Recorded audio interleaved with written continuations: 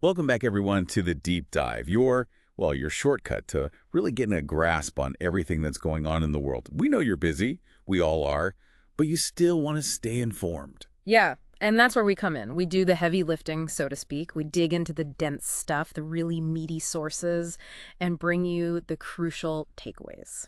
Today, it's The Economist, primarily. Right, The Economist. Always a good source for in-depth analysis. And today's a bit of a whirlwind, honestly. We're talking global economic shifts, political happenings all over the map, some pretty mind-blowing tech, even some really important social questions that are being wrestled with. A truly global deep dive, them. From the UK's new economic outlook to trade wars and US policy, the ever-changing political situation in Turkey, and we even touch on cybersecurity. It's a lot, but that's what we're here for, right? To give you the key insights from all these sources, connect the dots, and make sure you walk away understanding what's really going on and what it all might mean. So, let's get started, shall we? Let's do it. Why don't we start with the global economic picture? Seems like a good place to begin. Sounds good. Starting with Britain, their recent spring statement has revised their economic growth forecast downwards for the year. They're now predicting only 1% growth. Oh, wow, only 1%. That's pretty low. It is. And that, combined with their ongoing high borrowing costs for the government, is creating a challenging situation. They're sticking to these fiscal rules, you see, designed to control national debt. And that's putting pressure on social welfare programs. So they're cutting back on benefits to try and keep the debt under control. That makes sense in a way, but it also sounds like it could be pretty tough on those who rely on those benefits. Exactly. That's the dilemma, isn't it? Balancing economic stability with social well-being. They've announced cuts to incapacity benefits and made it harder for people to qualify for disability allowance. These fiscal rules, they aim to ensure the government borrows responsibly, keeping debt manageable. Like setting targets for the budget deficit, I'm guessing. Precisely. Usually expressed as a percentage of GDP. And right now, the UK's priority is getting that national debt down over the medium term. Of course, there's a big debate about whether this is the right approach when growth is already so low. Some argue it might actually slow down recovery and have serious social repercussions. Right, like a bit of a vicious cycle. Tough choices all around. And speaking of tough economic situations, what's happening with the Indonesian rupiah? Well, their central bank has stepped in to try and prop it up. It's been falling pretty dramatically. What's behind the drop? Is it just general market jitters? It seems like the markets are worried about Indonesia's government finances. They've increased public spending, and there's all this uncertainty about global trade. Investors are nervous about a potential debt spiral and what might happen to Indonesia's exports if the global economy weakens. And that translates into a weaker currency, right? Exactly. And this isn't just a small dip. The rupiah has fallen to levels we haven't seen since the Asian financial crisis back in '98.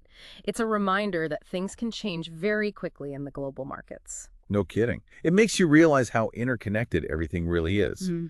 Something else that really highlights that is that whole London Heathrow airport shutdown.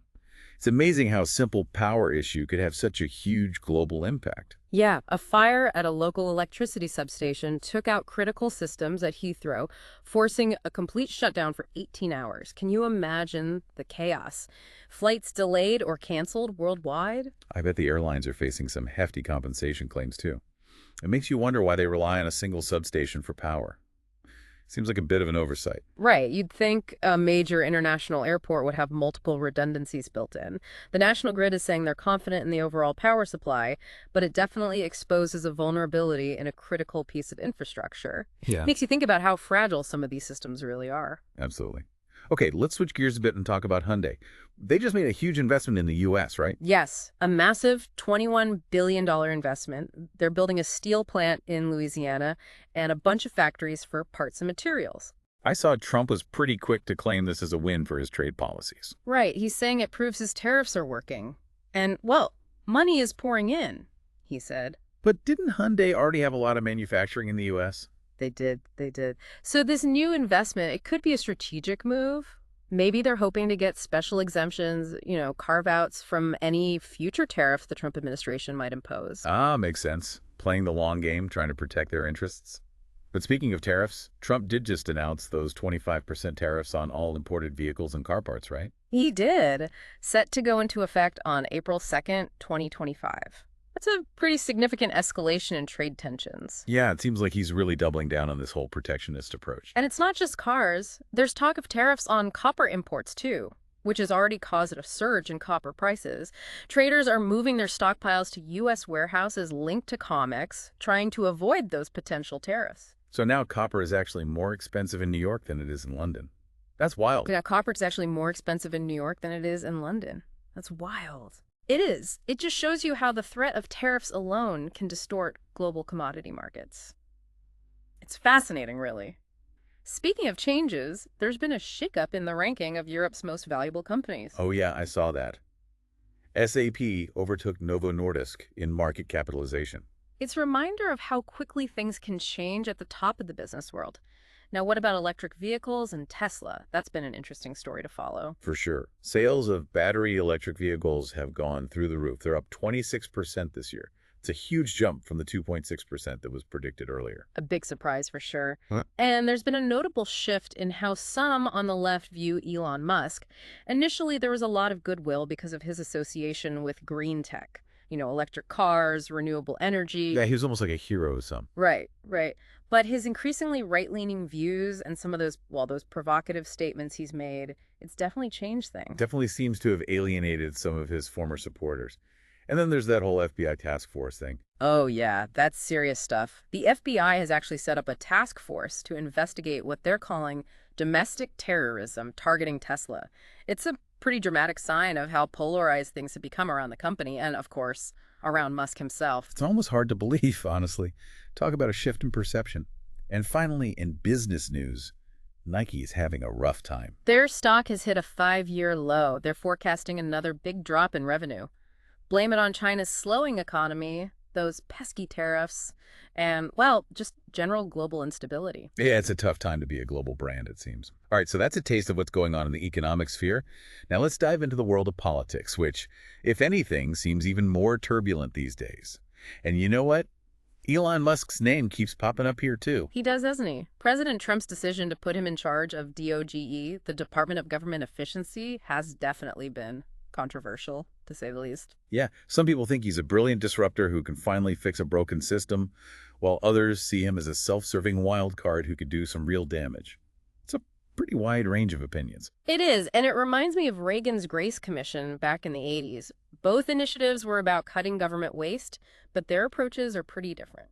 So how would you describe Musk's strategy? Well, it's being called creative destruction. Basically, shaking things up to expose the inefficiencies, not unlike what he did at Twitter, or X, as it's now called. Right, that was a pretty radical overhaul. And some see this as a good thing. They compare it to what President Milei is doing in Argentina, or even the reforms of Reagan and Thatcher. Their argument is that sometimes you need that level of disruption to make real progress. That's one side of the argument, but the other side argues that government isn't like a business.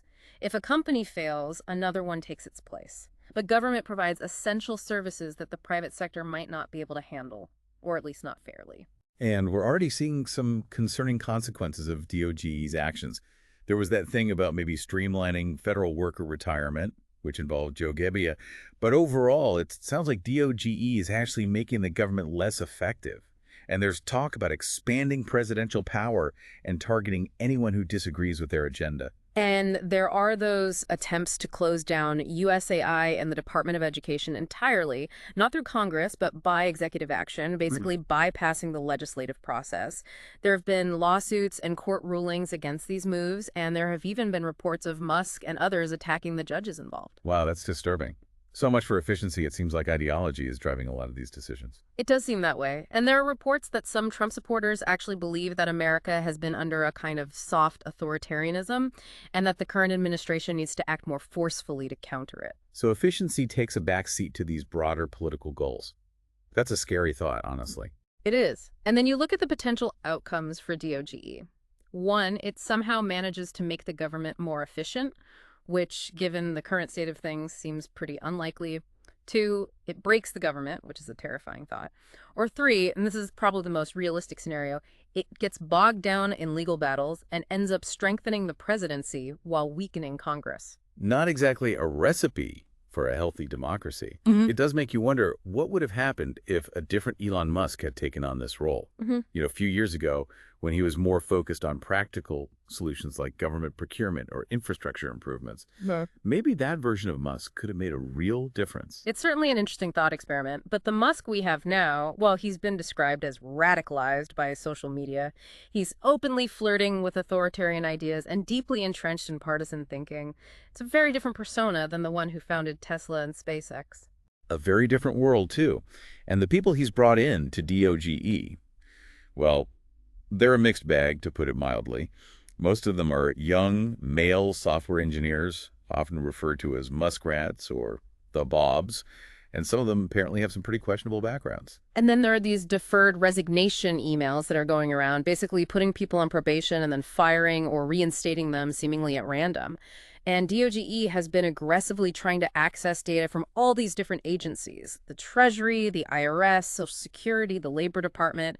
It's raising concerns about due process and privacy. And didn't he just sign an executive order making it easier for them to access that data? He did. And despite all this upheaval and disruption, the budget deficit hasn't actually shrunk that much. And some of the cuts they've made, like cutting IRS agents, could actually make it harder to collect revenue in the long run. It's a bit of a paradox. It is. And there are reports that government agencies are actually becoming less efficient and that employee morale is plummeting under DOGE's leadership. Not exactly a recipe for success. And then there's the whole conflict of interest issue. Some of Musk's companies are being investigated by agencies that are now under his control through DOGE. It's a bit of a tangled web, to say the least. It is. And then you add in Musk's conspiracy theories about government magic money machines, funding left-wing causes, and illegal immigration, which seems pretty far-fetched, and it's all a bit much, honestly. A bit much indeed.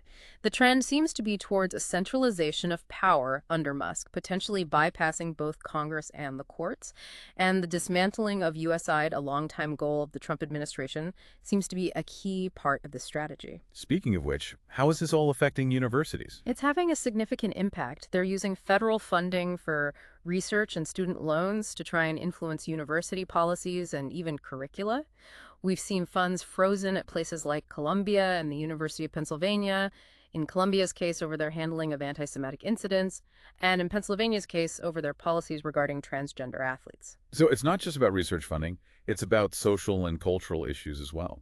Exactly. And the cuts to NIH funding are having real consequences for medical schools and research staff. Even diversity statements and hiring are reportedly being dropped at some universities under pressure. And then there's Trump's executive order to close the Department of Education entirely, although that's facing legal challenges based on the separation of powers. Wow, that's a lot to take in. It's like the entire landscape of higher education is being reshaped. Well, let's move on to a region that's always in the news, the Middle East, and in particular, Israel, where it seems like things have changed dramatically in just a short time. Yeah, just 18 months ago, there was this sense of Israel being vulnerable, even under threat. Now it's being described as having rampant military supremacy.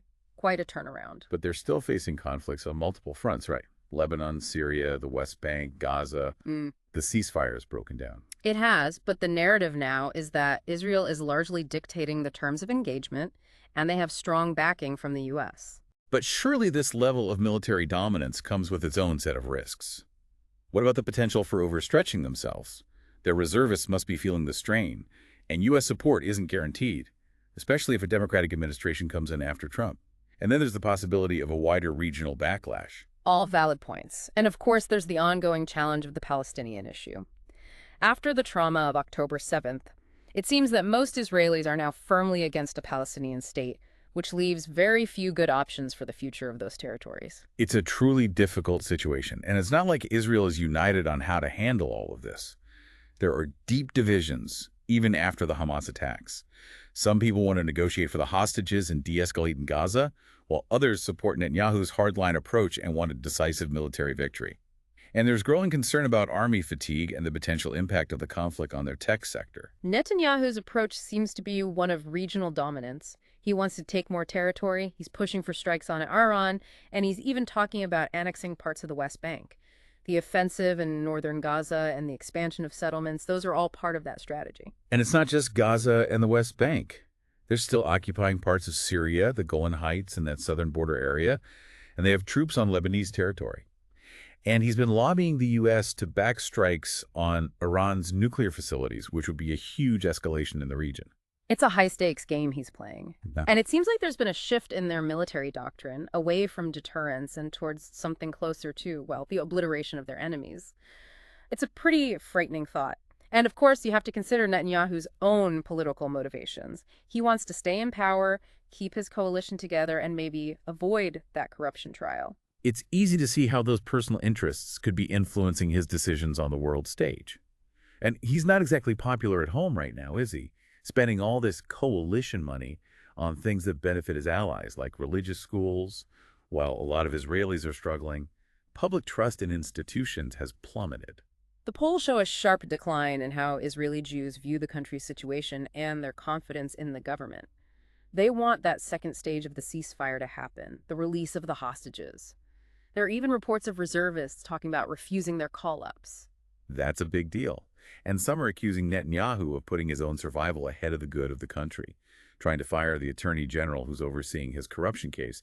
That doesn't exactly help his image. And what about the long-term consequences of all this? A prolonged occupation of Gaza, annexing the West Bank, those would only make things worse, wouldn't they? Most likely, yes. And that clash in southern Syria, it makes you wonder if they're not creating more problems than they're solving with all this military posturing. And what about the U.S.? Will they keep supporting Israel like this under Trump? He's a transactional guy, remember, and the Abraham Accords set a precedent. And you have people like Mike Huckabee openly talking about annexation. It's not a given that the U.S. will stay involved at this level. So even with all this military power, Israel still faces some fundamental challenges. At some point, they're going to have to find a way to coexist with the Palestinians, with Lebanon, with whatever comes out of Syria. And it doesn't seem like the current government's actions are helping in that regard. In fact, they might be making things worse, both internally and externally. And then there's their outreach to certain minority groups in the Middle East. The Druze, for example, they have that labor pilot program. It's interesting because it's a strategy that echoes what European colonial powers did and what Iran is doing now with their Shia proxies. So building alliances with these groups to strengthen their position in the region. Exactly. But those kinds of alliances can backfire, as history shows. Lebanon in '82, Yemen in the '60s. Netanyahu has promised to protect Druze and Christians in the Damascus suburbs, and there's even been talk of taking Damascus itself. It's a risky game to play. For sure. All right, let's shift gears again. What's going on in Turkey? It seems like things are getting pretty tense there, politically. They are. The arrest of Istanbul's mayor, Ekrem İmamoğlu, who's seen as Erdogan's main rival, well, that's a big deal. He's facing these corruption charges, but most people think they're trumped up. Another political opponent silenced. It's a familiar pattern, unfortunately. And the protests, they've been pretty widespread, haven't they? Yes, very widespread. And of course, the government is accusing the opposition of inciting violence, just like they did during the Gezi Park protests and with Osman Kavala. It's a tried and true playbook for suppressing dissent. And Erdogan knows he can get away with it to a certain extent. He has Trump on his side, and Europe needs him too much to really push back. It's a dangerous situation. It is. And even though he's been making some moves toward more traditional economic policies lately, this crackdown has spooked investors. And the Turkish people, they're getting tired of it. They see their rights being chipped away, and they're worried about the future of democracy in their country. It's a worrying trend for sure. Okay, north to Canada now. Snap election called by the new Liberal leader, Mark Carney. And it sounds like it's all about one thing, Donald Trump. That's pretty much it. Carney is running on a platform of protecting Canada from Trump's potential economic war. He's even calling his conservative opponent, Pierre Poilievre, maple syrup Maggio. So the whole election is about standing up to the U.S. That's a pretty bold strategy. It is. Whether it works or not remains to be seen. But it does show how much Trump's presence looms over Canadian politics. It does. Okay, let's head south now to Mexico. That horrific discovery in Tuchatlan, those cremation ovens and human remains, it's just a reminder of the nightmare that's been going on there with the disappearances. It's a tragedy, and it sparked a lot of anger and grief in Mexico. People are furious about the government's inaction or even complicity in all this. 37 people disappearing every day in 2024, and it's even worse now. It's just unbelievable. Clandestine graves, crematoria, the sheer number of unidentified remains, it's just horrifying. And there's this deep distrust of the government. People don't believe they didn't know about that ranch in Tuchitlan. And the way the attorney general tried to downplay it, the mishandling of evidence, it just makes it worse. It's like the Ayotzinapa case all over again. It's a heartbreaking situation, and it doesn't seem like there's any real solution in sight.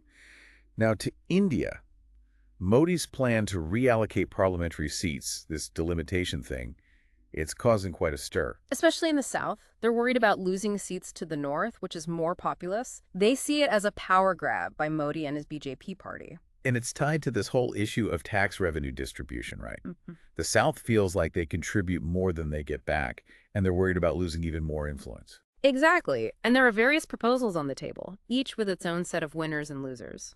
Mr. Stalin, down in Tamil Nadu, he's leading the charge against any changes that would hurt the South. It's a tricky situation for Modi. To get this done, he'd probably need a constitutional amendment, and that means getting other parties on board. And his coalition partners might not be happy about it either. And then there's the risk of alienating voters in the South. It's a tough balancing act. Moving on to Myanmar now, where the junta has actually been making some gains against the rebels in Shan State. And drones, well, they're playing a big part in that. It seems like they've really embraced drone warfare. They have. They're buying agricultural drones from China and repurposing them. They're getting more advanced drones from Russia, reconnaissance, kamikaze drones, jamming devices, and they're even making their own. It's a whole new battlefield. And in China, it seems like the central government is trying to get the economy back on track and help out entrepreneurs. Right. They're cracking down on what they're calling profit-driven law enforcement. It's basically local governments trying to squeeze money out of businesses through fines, fees, and back taxes. So shaking down businesses to make up for their budget shortfalls, that doesn't sound good. It's not. They're using some pretty heavy-handed tactics, demanding payments, detaining executives. There's even this thing called fishing in distant seas, where they go after businesses outside their jurisdiction. That's crazy. What's the central government doing about it? They're taking it seriously. The Supreme People's Procuratorate is stepping in, trying to stop the improper seizure of assets. They're talking about centralizing those assets, taking away the incentive for local governments to do this, and they're issuing bonds to try and ease the financial pressure. Sounds like they recognize this is a real problem. They do, but in the long term, they're probably going to need to reform the whole fiscal relationship between the central and local governments. It's a structural issue. Right. And then there's the real estate market, which is still a mess. Millions of unsold homes, prices falling, agencies closing down. It's rough. The agents are getting desperate, offering all sorts of crazy incentives to try and sell properties, gold bars, farm produces down payments, you name it. They're even doing live streams now. Wow. So even with the government support, the real estate sector is still struggling. It is. It's a big drag on the economy. Okay, let's move on to Japan now. It seems like their traditional salaryman model of lifetime employment is starting to crumble. It is. More people are changing jobs, younger workers are less loyal to one company, and the shrinking workforce means employees have more leverage these days. So companies are having a hard time finding qualified people. They are. Even the civil service is losing people. Younger workers just aren't interested in putting in the long hours and doing all that after-work socializing that used to be expected. They want a better work-life balance. And more men are taking paternity leave now, too. That's right. It's a big cultural shift. But it's also creating some generational tension. You know, the older workers who are used to doing things a certain way versus the younger workers who want something different. Sounds familiar. I think we're seeing that play out in a lot of countries. We are. And there's a lot of talk about reforming Japan's labor laws, making them more flexible. Interesting. And they're still dealing with the legacy of those events back in the 90s, the Kobe earthquake and the sarin gas attack. Those events really shook the country, both literally and figuratively. People lost faith in the government's ability to protect them. It led to more volunteerism, a greater focus on risk preparedness, but also a kind of lingering sense of unease. Okay, let's switch gears to cybersecurity now. China's activities in that realm have been getting a lot of attention lately. They have. It seems that since that agreement with the U.S. back in 2015, they've shifted their focus from commercial espionage to something more political. Espionage, sabotage, things like that. And the Ministry of State Security is playing a bigger role. A much bigger role. And their hacking has gotten more sophisticated, more difficult to detect. They're using this vast network of private companies, basically a talent pool for cyber operations. They're even holding capture the flag competitions to identify the best hackers. Wow.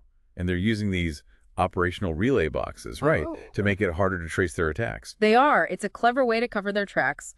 And some of the operations they've been linked to, Volt Typhoon, Salt Typhoon, those were huge, unprecedented breaches of Western critical infrastructure. But there's a key difference between them and Russia, North Korea, Iran. Right. Those countries are all about destruction. China, at least so far, they're more interested in intelligence gathering, establishing a foothold in those networks.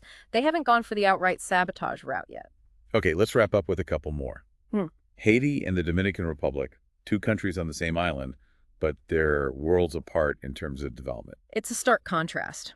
The Dominican Republic is doing much better economically, lower unemployment, better healthcare, better education. But they both have a history of authoritarian rule. Why is the Dominican Republic so far ahead? Well, there are a lot of historical factors, of course, but a key difference seems to be governance. The Dominican Republic, under Trujillo, they invested in infrastructure and agriculture. Haiti, on the other hand, after the assassination of their president, things have really gone downhill. So stable, effective government really makes a difference in the long run. A huge difference. All right, last one. It seems like there's a brain drain happening, but in reverse.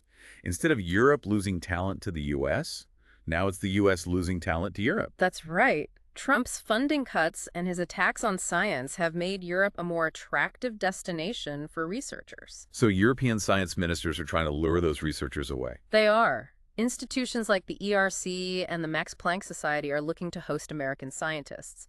It could be a big win for Europe. Wow, that's a big shift. Okay, to global health now. There's good news and bad news on the malaria front. The good news is we have these new vaccines, RTSS and R21. They're highly effective and cost-effective, and there's enough production capacity to vaccinate all the children in affected countries. That's fantastic. But the bad news is? The bad news is there's a funding crisis. Britain has cut its aid, and the U.S. might do the same. Gavi is struggling to raise money, and even in the global south, governments are cutting their health spending. So we have the tools to fight malaria, but not the resources. That's frustrating. It is. And there are other challenges, too. Reaching all the kids for booster shots, misinformation about vaccines, and those funding cuts, they affect other malaria control measures, too, like bed nets and insecticide spraying. It's a complex problem. It is. Okay, last stop. Nigeria. A state of emergency declared in River State. The governor suspended. What's going on there? Oil. There's a pipeline explosion, and there are allegations of massive oil theft in the Niger Delta. President Tinubu says he's declared the emergency to restore order. But the suspended governor says it's all politically motivated. He does. He says the crisis is exaggerated and that this is all about benefiting one of Tinubu's allies. And there are questions about whether Tinubu even has the power to suspend a governor. Right. The Constitution has a specific impeachment process that involves the legislature, but the Rivers state legislature quickly ratified the suspension anyway. So more political turmoil in Nigeria. And that brings us to our last topic, the Jewish diaspora. It's a fascinating and complex situation, especially after the events of October 7th. There's a lot going on. There's this surge in demand for guns and self-defense training among Jews, even liberal Jews. They're feeling more insecure, especially with the rise in anti-Semitism. Makes sense. But the war in Gaza has also alienated some Jews, hasn't it? It has. They're struggling with their identity, their relationship with Israel, and the Orthodox minority is becoming more dominant in Jewish life, which is raising concerns among more liberal Jews. They're feeling politically homeless, caught between the left and the right. Tough spot to be in. But there's also been this renewed interest in community and religious services since October 7th. There has. A desire for connection, for support in difficult times. And some American Jews are shifting their allegiances towards Trump, but many are wary of him, given his past. He's not exactly known for his consistency. Right. And criticism of Israeli policies is growing, especially among younger Jews. But at the same time, more young Jews are volunteering for the IDF. It's a very complicated picture. The diaspora is grappling with some fundamental questions about identity, security, democracy. It's a challenging time, but also a time of great potential. They're shaping their future in a way that hasn't been possible before. It's been a whirlwind of a deep dive, that's for sure. We've covered a lot, from economic uncertainty to political upheavals, technological breakthroughs, and some really profound social questions. The world is changing fast, and it's not always for the better. It's true. But what struck me most was the way all these seemingly separate things are connected. Trade wars, political decisions, social issues, they all influence each other, often in unexpected ways. It's a complex web. For me, the thing that really stood out was the rise of drone warfare. That story about Myanmar was really eye-opening. And those real estate agents in China offering gold bars and crops to sell apartments, that was a pretty clear sign of how bad things are over there. For me, it was the Haiti-Dominican Republic comparison. Two countries, same island, such different outcomes. It's a powerful reminder of how important good governance really is. So here's something to think about as we wrap up. In a world that's this turbulent, how do we balance national interests with the need for global cooperation while still holding on to our democratic values? That's the question that keeps coming back to me. It's a big one, but that's what we're here for, to give you the information you need to engage with these questions, to understand what's at stake. Thanks for joining us on this deep dive. Until next time, keep questioning, keep learning, and stay curious.